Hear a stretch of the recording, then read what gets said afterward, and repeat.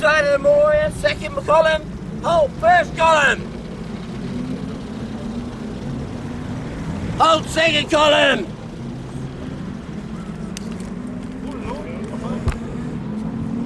Left above face. Stand at ease.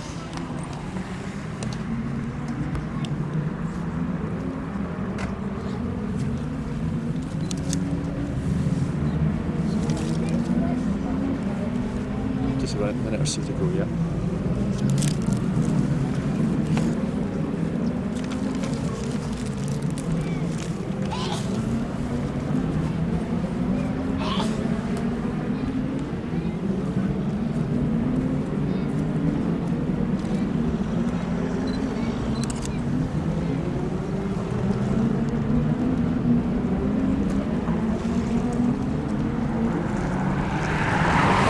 Good morning everyone, thank you all very much for coming. Lovely day today. My name's Kenneth Bannerman, I'm the founder and head of the Airfields of Britain Conservation Trust, or ABCT as we call it for short. We, just to quickly explain, we are certainly Britain's and almost certainly the world's first national airfield charity. And we are already, without question, making a real difference to people in society in general. We've furthermore a very popular website, for example. Well, here we are today unveiling yet another of our full-sized memorial markers to Upottery Airfield. And as with all other of Britain's many and extremely historic and important airfields, Upottery is very much up there with the best of them. It was built in 1943 and then opened in February 1944, quite late in World War II, built as a bomber standard airfield, but as many people already know, it was used initially by American paratroopers. They belonged to the 439th Troop Carrier Group, and they arrived here in April 1944, and then as has been well publicised in more recent years, not least with the very popular TV series Band of Brothers that was produced by Steven Spielberg and Tom Hanks. It was heavily involved in the D-Day invasion in June 1944. Many paratroops were lifted from here at that particular time, and then it was a major follow-up supply mission the following day which involved towing a lot of gliders over to France. The group tended to alternate a bit in location.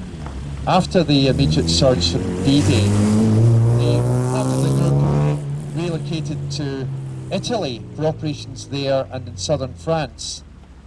And they also furthermore detached a bit later on in the summer to other airfields in England, such as Ramsbury in Berkshire.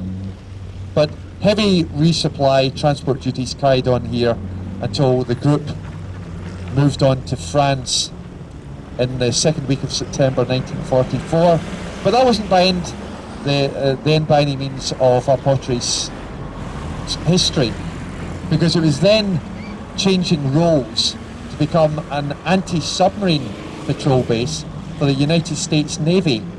This organisation flew navalised versions of the very famous four-engine American bomber, the Consolidated Liberator, and they, along with coordinating with nearby Dunkeswell, this was the 479th anti-submarine group, 2 squadrons of it based here. They carried on with further success till the end of World War II in Europe, after which they soon departed. And then after that, Upottery carried on in a less prominent but still very important role. It changed back to RAF control, and between the summer of 1945 and the autumn of 1948, it was used by RAF maintenance units for routine but very important ground storage, storing surplus RAF equipment. Eventually the airfield closed down and it was eventually sold some years later. It's still to a degree intact. Sadly, a lot of the buildings have gone now. A lot of it was to do with when the land was auctioned at the start of the 1960s. But it's still pretty tangible today, at least in terms of the runway layout, and the perimeter track and so on. You know, the minor roads that are that were formerly runways, parts of the perimeter track the same, and more importantly too, it's still very much remembered, and indeed fondly remembered, as indeed many of our airfields are right across Britain. So I can just finally say that, on a more general note, just please do all you possibly can to help Britain's airfields, both active and disused.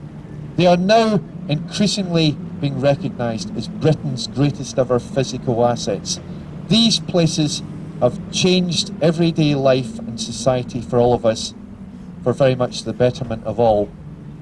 It's a dazzling variety of ways that they've changed society right across the board.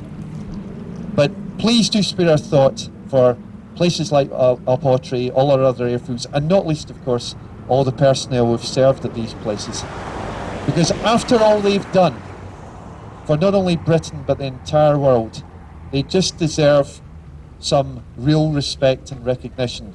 And sadly, this wasn't always the case until just relatively recently. At best, our airfields were really just taken for granted, if even that, which is a terrible state of affairs to have. But thankfully, times and attitudes are now changing, and due to organisations such as ourselves and many others, and not forgetting many individuals as well, times and attitudes definitely are now changing for the better. And people are beginning to appreciate the real value and history in their midst, because without these places our lives would be unquestionably immeasurably poorer, no doubt about it. Therefore, thank you all very much again for coming, and we'll be around if you need to ask any questions, please do, and take photographs, whatever you'd like to do. Therefore, I'm absolutely delighted to say that we're now able to unveil what is now our 42nd memorial stone. We're planning to erect hundreds more over just the next decade and a half anyhow. In this case, to yet another of Britain's truly irreplaceable assets, Upottery Airfield. Thank you all very much. Thank you.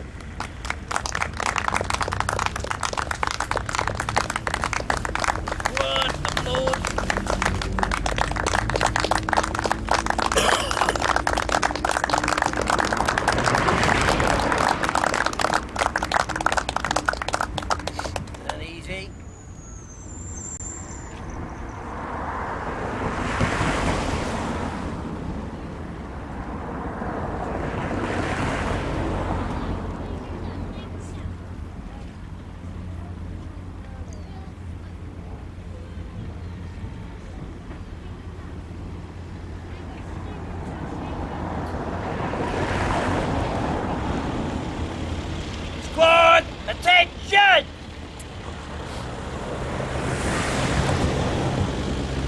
Stand easy. Squad, full out.